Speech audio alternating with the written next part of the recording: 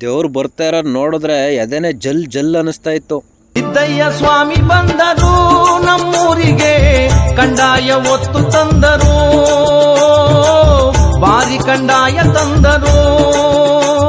Hi, ಎಲ್ಲರಿಗೂ ನಮಸ್ಕಾರ. ಮೊದಲೇ ಹೇಳಿದಾಗೆ ನಾವು ಬೊಪ್ಪಣಪುರಕ್ಕೆ ಹೋಗ್ತಾ ಇದ್ದೀವಿ. ಯಾಕಂದರೆ ಯುಗಾದಿ ಹಬ್ಬದ ಹಿಂದಿನ ದಿನ ನಾವು ಮಠಕ್ಕೆ ಹೋಗಬೇಕು. ಹೋಗೋ ದಾರಿಲಿ ಯಾವುದೋ ಊರಲ್ಲಿ ಮಜ್ಜಿಗೆ ಪಾನಕ ಎಲ್ಲ ಕೊಡ್ತಾಯಿದ್ರು. ಕುಡ್ಕೊಂಡು ಆರಾಮಾಗಿ ಹೋಗಿ ತಲುಪಿದ್ವಿ. ಅಂತೂ ಇಂತೂ ಮುಟ್ನಳ್ಳಿ ತೋಪಿಗೆ ಬಂದಿದ್ದೀವಿ. ಇವಾಗ ನಾವು ಒಂದು ಮರ ಹುಡುಕ್ಬೇಕು, ನೆರಳಿರೋ ಮರನ. ಯಾಕೆಂದ್ರೆ ದೇವ್ರ ಮಾಡ್ಬಿಟ್ಟು ಪೂಜೆ ಮಾಡಬೇಕು. ಅದಕ್ಕೋಸ್ಕರ ಜನಸಂಖ್ಯೆ ತುಂಬ ಜಾಸ್ತಿ ಇದೆ.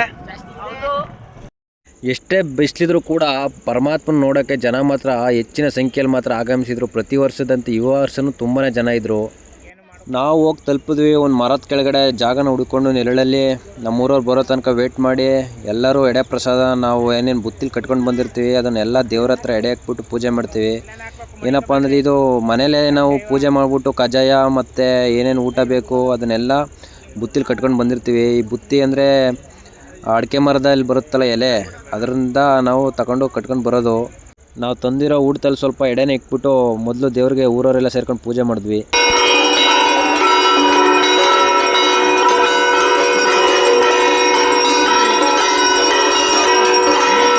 ನೆಕ್ಸ್ಟು ದೇವ್ರಿಗೆ ಇಕ್ಕಿರೋ ಎಡೆನ ಎಲ್ಲನೂ ಸ್ವಲ್ಪ ಸ್ವಲ್ಪ ಎತ್ಕೊಂಡು ಎಲ್ಲರೂ ಊಟ ಮಾಡಿಕೊಂಡು ದೇವ್ರು ಬರೋ ಗಂಟ ಕಾಯಬೇಕು ಅಂದ್ಕೊಂಡು ಒಂದೊಳ್ಳೆ ಪ್ಲೇಸಲ್ಲಿ ಕುಂತಿರೋಣ ಅಂದ್ಕೊಂಡು ಎಲ್ಲ ಹೊಟ್ವಿ. ಜನ ಮಾತ್ರ ತುಂಬಾ ಜಾಸ್ತಿ ಸೇರಿದ್ರು ನೋಡಿ. ಎಲ್ಲ ದೇವರು ಊರುಗಳ ಕಂದಾಯಗಳೆಲ್ಲ ಬಂದು ಕಾಯ್ತಾ ಇದ್ದಾವೆ. ಯಾಕಂದರೆ ದೇವ್ರು ಎತ್ತಿದ ಮೇಲೆ ಹೊರಡಬೇಕು ಅಂತ.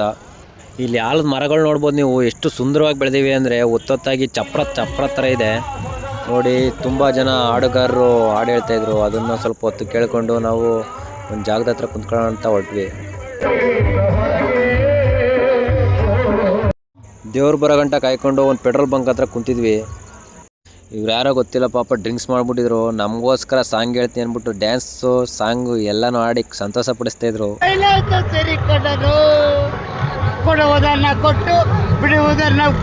ಇದನ್ನೆಲ್ಲ ಕುಂತ್ಕೊಂಡು ನೋಡ್ಕೊಂಡು ಟೈಮ್ ಪಾಸ್ ಮಾಡ್ತಾಯಿದ್ವಿ. ಅಷ್ಟರಲ್ಲಾಗಲೇ ದೇವ್ರು ಬಂತು.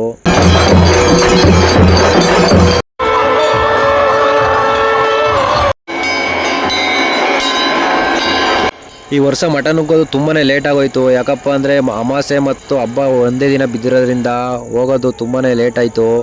ಅಲ್ಲಿ ಕಾಯಿಸಿ 7 ಕಾಲ್ಗೆ ಬಿಟ್ಟರು. ನಾವು ಕಂದಾಯ ಹೊತ್ಕೊಂಡಿರೋನ ಫಸ್ಟ್ ಬಿಟ್ಟರು. ನಾವು ಮುಂದೆ ಹೋದ್ವಿ. ಹೊರಗಡೆ ನಿಂತು ಮಾತ್ರ ಸುಸ್ತಾಗೋಗಿತ್ತು. ಅದಕ್ಕೋಸ್ಕರ ಹೋಗಿ ಮಲ್ಕೊಬಿಟ್ಟೆ. ಇವರು ಕಟ್ಕಳೆ ಮಾಡ್ತಾಯಿದ್ರು. ನನ್ನ ಕೈಲಂತೂ ಆಗಲಿಲ್ಲ. ನಾನು ಬೆಳಗ್ಗೆ ಮತ್ತೆ 5 ಗಂಟೆಗೆ ಎದ್ದು ಗಾಡಿ ಓಡಿಸ್ಕೊಂಡು ನರಸೀಪುರದ ಒಳಗೆ ಹೋಗ್ಬೇಕು. ಅದಕ್ಕೋಸ್ಕರ ನಾನು ಮಲ್ಕೊಬಿಟ್ಟೆ. ಕರೆಕ್ಟಾಗಿ 5 ಗಂಟೆ ಬೆಳಗಿನ ಜಾವ ಎದ್ದು ಗಾಡಿನ ಸ್ಟಾರ್ಟ್ ಮಾಡಿದೆ. ಎಲ್ಲರೂ ಹತ್ತಿಸ್ಕೊಂಡು ನರಸೀಪುರದ ಒಳಗೆ ಹೋಗೋಣ ಅಂತ ಹೋಗ್ತಾಯಿದ್ದೀವಿ. ಹೋದ ತಕ್ಷಣ ಮಾತ್ರ ನಮ್ಗೆ ಒಂದು ಬಿಗ್ ಸಾಕಾದಿತ್ತು. ಏನಪ್ಪ ಅಂದರೆ ಗಾಡಿನ ಯಾರೂ ಒಳಗೆ ಬಿಡ್ತಾ ಇರಲಿಲ್ಲ. ಪೊಲೀಸರು ಅಲ್ಲೇ ನಿಲ್ಲಿಸ್ತಾಯಿದ್ರು.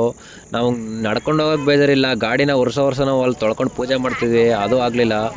ನಾವೇ ನಡ್ಕೊಂಡು ಹೋದ್ವಿ. ಒಳತಕ್ಕೆ ನಡ್ಕೊಂಡು ಹೋಗ್ತಾ ಇದ್ದೀವಿ. ನರಸೀಪುರದಲ್ಲಿ ಇದ್ದೀವಿ ಇವಾಗ. ಬೇರೆ ಬೇರೆ ಊರು ದೇವ್ರುಗಳೆಲ್ಲ ರೆಡಿ ಆಗ್ತಾಯಿದ್ವು. ನಮ್ಮೂರು ದೇವ್ರು ಇನ್ನೂ ಬಂದಿರಲಿಲ್ಲ. ಯಾಕಪ್ಪ ಅಂದರೆ ಅಮಾವಾಸ್ಯೆ ಹಬ್ಬ ಒಂದೇ ದಿನ ಬಿದ್ದಿರೋದ್ರಿಂದ ತಡ ಮಾಡಿದ್ರು. ಸ್ವಲ್ಪ ಲೇಟ್ ಮಾಡಿ ಹೋಮ ಎಲ್ಲ ಮಾಡ್ಕೊಂಡು ಹೊರಡಬೇಕಾಗಿತ್ತು. ನಾವು ಅಷ್ಟರಲ್ಲಿ ಹುಡುಗರೆಲ್ಲ ಒಳ್ಳೆ ಸ್ನಾನ ಮಾಡಿಕೊಂಡು ನಮ್ಮ ದೇವ್ರಿಗೆ ಪೂಜೆ ಮಾಡಬೇಕಂತ ಎಲ್ಲ ಸಿದ್ಧತೆ ಮಾಡ್ಕೊಂಡು ದೇವ್ರ ಪೂಜೆ ಮಾಡಿದ್ವಿ.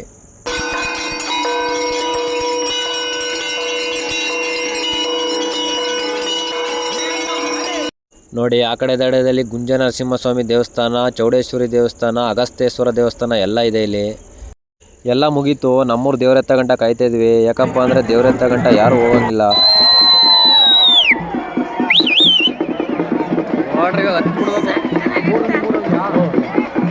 ನಮ್ಮ ದೇವರು ಎತ್ತಿದ್ದು ಒಂದು 8:30 9 ಗಂಟೆಗೆ ಎತ್ತಾಯಿದ್ರು. ಆದರೆ ಈ ವರ್ಷ ತುಂಬಾ ಲೇಟ್ ಆಯಿತು. 10:30ಗೆ ದೇವ್ರು ಎತ್ತಿದ್ರು.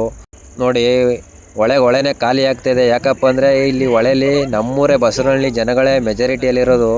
ನೋಡಿ, ನಾವು ಹೊರಟೋದ್ಮೇಲೆ ಹೊಳೆನೇ ಖಾಲಿ ಆಗೋಯ್ತು. ಜನಗಳೇ ಕಡಿಮೆ ಆಗ್ಬಿಟ್ರು ಅಲ್ಲಿ. ಇದಾಗಿತ್ತು ಯುಗಾದಿ ಹಬ್ಬದ ಸಮಾಚಾರ. ಮುಂದಿನ ವಿಡಿಯೋದಲ್ಲಿ ಸಿಗೋಣ. ಎಲ್ಲರಿಗೂ ಒಳ್ಳೆಯದಾಗಲಿ. ಶುಭ ದಿನ.